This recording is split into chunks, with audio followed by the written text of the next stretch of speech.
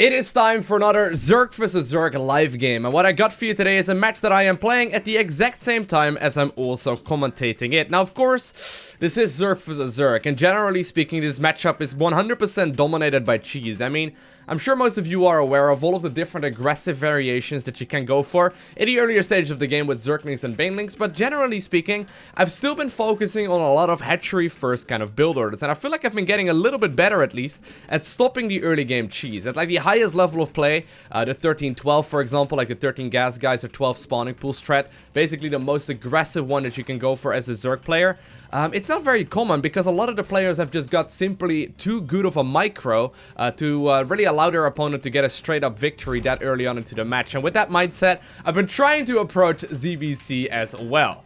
Now, I am by no stretch nearly at that level, but I'm feeling, I'm feeling pretty confident right now. So, we're gonna go ahead and open up with a 17 hatch, 17 gas, and then a 17 spawning pool as well. All the while, of course, I'm still gonna be checking out with my very first Overlord if there are, by any chance, any Zerglings moving across the map really early on into the match already.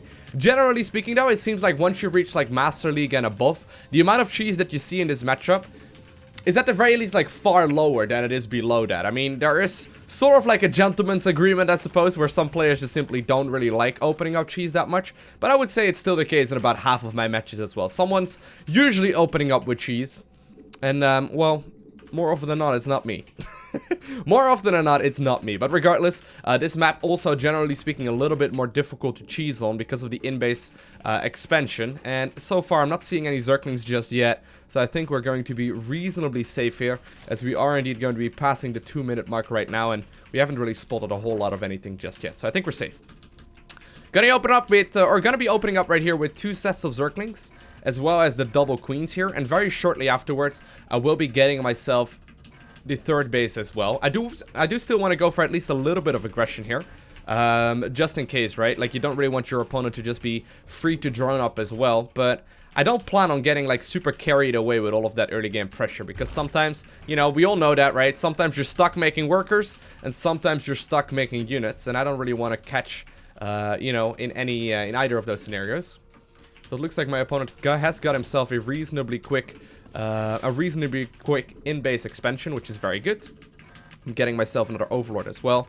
And with my double queens done, I think it's time for us to move onwards here. So indeed, we can see that that expansion is up. Very nice. And very shortly, I do indeed want to put up my second base here as well. Or I guess that would be the third hatchery, the second one that I'm producing. My opponent, of course, will be able to scout this out as well. I'm going to do something similar on his end if I can. But it looks like so far, it's a pretty straightforward match where both of us are fully aware of the strategies that we are going for. He does have an evolution chamber here. No Baneling's nest, actually, so that's very interesting. That does mean that we cannot drone up as greedily as I maybe would have liked to. There's a Bane nest going up right now, very late. This does mean that my opponent is going to go for some very quick +1 attack-based builds, which is fine, because without a third, he's actually not going to be able to produce the larva, really, that's necessary to try and make this work. So I'm not actually going to start making any more... no, we're just simply going to try and deny that. I'm not going to start making any more drones here for the time being, because my opponent is practically going all in here. It's a very, very aggressive strategy. Look at that, he's saving up links already.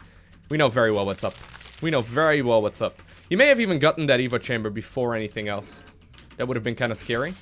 But I'm not sure exactly when he got the +1 attack, but I wouldn't be surprised if he got it really early on into this game. So now it's basically a game of drones, right? And we all know, in a game of drones, you win or you die. He actually already has got the +1 melee. That's crazy fast. Crazy fast there by my opponent. Now, of course, I can still try my very best and just simply out-micro him. Which, is always an option. But we gotta keep in mind that his Zerglings will survive a full-on Baneling connection. Doesn't mean that Banelings are not going to be any good anymore, though. I made a few workers there, just because I can. And now the Zergling micro will begin.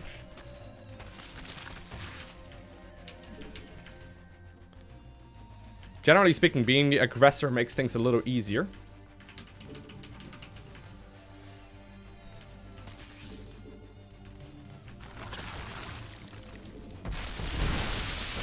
Okay.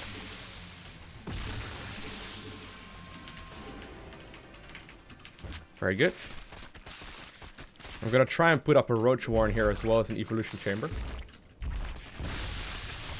while sniping his third base, and that's exactly what we have managed to do so far. We have still got to be very careful here. Actually, moving up this ramp is probably a bad idea now, come to think of it. Although that was not as bad as I thought it could have been, but... yeah, now we're in a bit of an awkward scenario. Now, I am still producing a lot, right? Which is important to keep in mind. He actually is still producing quite a bit himself, too. I am gonna have to call these Zerglings dead, which is unfortunate. But I most definitely do have a superior economy right now to my opponent, which is very nice.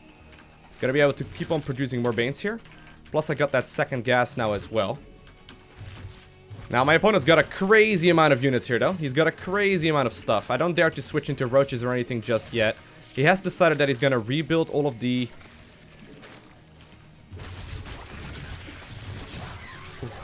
a lot of the Zerglings here and go for that third once again. He doesn't have +1/+1. And with these kind of scenarios, actually, I'm not in that bad of a spot. That's going to keep on producing more and more Banes. He's actually going to go for what is probably going to be an all-in. I'm bringing my queens to the front here as well. I'll create a spine here to hopefully give him a little bit of distraction, I suppose. But I don't really see if... no, he's not making drones. I was going to say, I don't know if he's going to be making any additional workers here.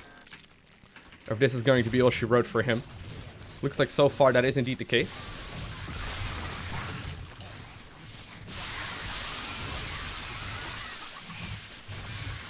Okay, starting to do some roaches here too. Because so far my defense is looking good. Still got a lot of Banes. And actually that spine that I didn't mean to finish up is going to finish up here very shortly. I didn't think it would. He's not producing a queen or whatever at that other base just yet. And my roaches are out right now. So I think I can actually safely squeeze out at least a few units here and there. He is still moving, you know, banelings across the map here. But I'm not really seeing him rally a whole lot. Which is good as well. +1 attack, of course. Oh, okay, no, he is rallying. I was gonna say, +1 attack on my Banes will make this a little easier. Or actually, he's got +1 armor. Regardless. Gonna have to snipe a lot of these units here before anything will really happen. Which is exactly the plan. And it looks like with these waves of backup, I suppose, when it comes to the defense, right? We have established ourselves with a very nice economy. Definitely more than him. And as long as we don't take critical amounts of damage here, or allow him to, like, start teching up towards, for example, a Lair, and then for a Spire and all that shenanigans, I think we're gonna be in a really good position. I'm gonna continue droning here for a little while longer. He is still producing, though. Actually, you know what? I wanted to drone there, but if he's just gonna plan on going all in, then I'm totally okay with that. Because that means that all I need to do is just simply hold the aggression, get rid of his Banes, and micro back and forth. So notice, right? I'm not taking any unnecessary risks here. If I notice he's moving across the map, so be it. I'm not tacking up to a Lair here early myself. I did get myself the early upgrade to the Zergling, or to the Roach attack rather, which just simply makes the fights a little easier. But I know very well that his expansions will start running low here very shortly. And we can actually move across the map right now. I mean, this map is not easy for run-bys, right? Like, he doesn't really have a whole lot of pathways here. And while I don't want to move out with everything I have, I think it's time to make a bit of a move for it and potentially start getting aggressive. I'll leave a few roaches or a few banelings here behind, just in case. And I think we're gonna start moving here. So he's at 1-1. 1-1 is a little risky, though. So I'm not sure if I can even really do anything. But just in case, I'm gonna start moving. Because I don't want him to get that gold up.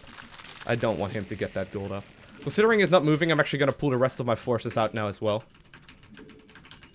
Although, maybe I shouldn't.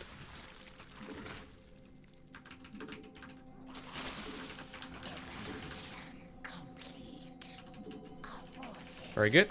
Gonna be some split up battles. But I got some very good connections there. Trying to fight his base here as well at the same time. And of course, we are still ensuring ourselves that we're fighting different angles and different engagements. Okay, very good. Ooh, don't want to lose all of those for free. Okay, Nice. Get those taken care of as well. He was indeed droning up. So that means that I'm going to be in a really good position right now. As long as I get myself some more upgrades.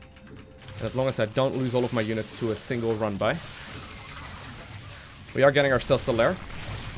You got to keep in mind though, those units are still at 1-1, which is a very scary amount of upgrades. And it can do a lot of damage. But I think I can pick up his reinforcing units here before he will really be able to do any, you know, crazy amounts of damage to me. He is already at a Lair, so this is exactly what I was worrying for, right? We don't want to get, you know, into a position where we have to fight him in that location. Where he's randomly going to have Spire units. I think that's exactly what his plan is. Maybe he's just going 2-2 though. Who knows? I'm not seeing anything just yet. So you know what? Just in case, I'll put up some spores here. Very defensive stylish so far by me, right? But I hope the strategy at the very least makes some sense. Because moving across the map like this, it is a little risky. I'm not going to deny that fact.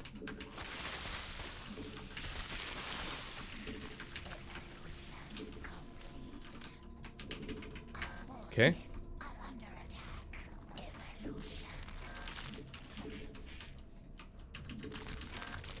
He is still, of course, getting a lot of gas income here as well.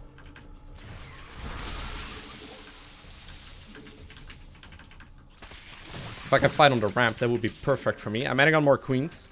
Queens are good for literally everything. I know that his bases will start running out here very shortly. Not quite the engagement that I had in mind.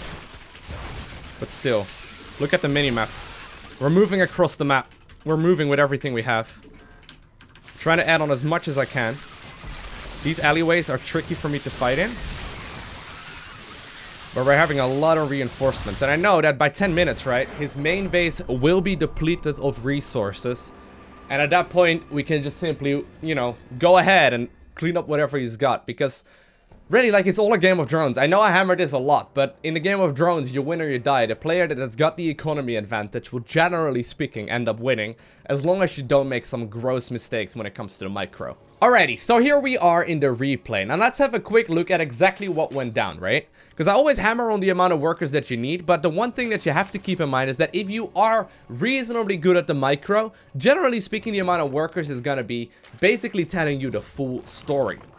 So in this match, right, if we think of my opponent's strategy in several stages, I would call the first stage of the match the +1 attack style that he went for. So notice right here, he got the spawning pool really early on and then the evolution chamber as well as the +1 attack upgrade. And eventually he then started up the Zerging speed as well after he mined an additional 100 gas. And eventually, then he also got himself that Baneling Nest as well. So a very, very greedy, a very, very aggressive strategy for my opponent. Now, my first couple of links get into the main base, and you pretty much always can achieve this if you are microing reasonably well. You're not just attack moving, and you're not just randomly losing your Zerglings along the way, but generally speaking, if you go both players, or if you see both players go for a hedge gas pool, like in this match, you can get the first set of Zerglings into the main base of your opponent, almost no matter what. So I figure out very early exactly what is going on here. Now at this point, I know that the ball is in my court, because I know exactly what he is going for, right? I know exactly that he is going to be going for Zerglings with +1 attack upgrades and probably a bunch of Banelings as well, and his main goal is to try and close out the game really early on into this match. Now I want you to mostly pay attention right here to the engagement, as well as the amount of workers that we both have while this engagement is going on. Now, for playing the strategy that my opponent went for in this match a whole lot myself, I realized that, you know, he's going to be investing a lot of resources into that +1 attack really early on. So I know very well that I'm probably going to be able to get away with more workers. And already you can see, and I think I'm actually producing a few more workers just right now. Yeah, I'm actually just about to finish up 2. You can see that while I'm on his side of the map, and while I do know that my opponent is getting really aggressive, I'm adding on more workers. And if you look at the income tab right at this point in time, it's 31 versus 26. And that's a substantial benefit from me. But of course, you don't want to overdrone either, so your opponent can overrun you. So I do go back to Zergling production once again. But that's what this strategy that I'm going for here really grants me. I sort of get to, I guess, just put on the pressure whenever I please, and if I feel like I can probably win the engagement for the time being, I can slowly squeeze out a few more workers, after which my opponent will more than likely be able to push me back, so I'm gonna start making some units again as well. And that back and forth action is in my favor, because my opponent goes for a super aggressive strategy and he planned to actually close out the game really early on. And once we snipe this third base, it's practically game over already, because at this point he just simply won't have the larva to support the economy that he's got, and he won't be able to really do a whole lot. Now, still granted that my opponent doesn't less randomly overwhelm me, and obviously this game goes on for a while longer, but at this point, like, I mean, it's 31 versus 26 harvesters. I'm already in a really good spot. I do overextend here with the Zerglings. That was most definitely a mistake on my end. I got a little greedy here, but I know very well that if I don't get my own third overrun, I'm probably gonna be in an okay spot. And at this point, I decide to simply start squeezing out a few workers here and there whenever I can. Mostly make a whole lot of workers, however, just to try and keep things organized and make sure that I don't just randomly die. And while the defenses may have looked really tight here, all this time, right, and all this time this is going on, I am just ahead in the amount of workers. And that's really what's telling the tale. For every minute that goes by, I'm getting roughly like 20% more income than my opponent. That just simply translates to far bigger armies later on into this match. So still, like, the game goes on for a while longer. And actually, I'm curious what he wanted to do with that. I guess he wanted to go for a Spire, right? He had a Lair really early on. I guess when he saw me getting aggressive, though, he didn't really dare to move across the map anymore. And I guess he just simply didn't want to push, you know, into that Spire tech really early on. Yeah, so what is all was a little bit closer than we ideally wanted it to be. It all came down to the game of drones, because once again, in the earlier stage of the game, we first off didn't die, and we secondly had a bigger economy than him. And eventually that just simply granted us far more stuff than him. And you can see, like, supply count wise, while this fight may have looked a little bit scary still, you know, the fact of the matter is that he ran out of his main base resources, and therefore my opponent is forced to GG out, or at the very least leave the game. I hope you guys enjoyed watching this video. If you did, make sure you hit that like button down below. And if you want to see more, make sure you hit that subscribe button so you get a notification as soon as I upload more. Other than that, I want to thank you very much so for watching. Have an amazing day. Do not forget to smile, alright? And I will see you in the next one.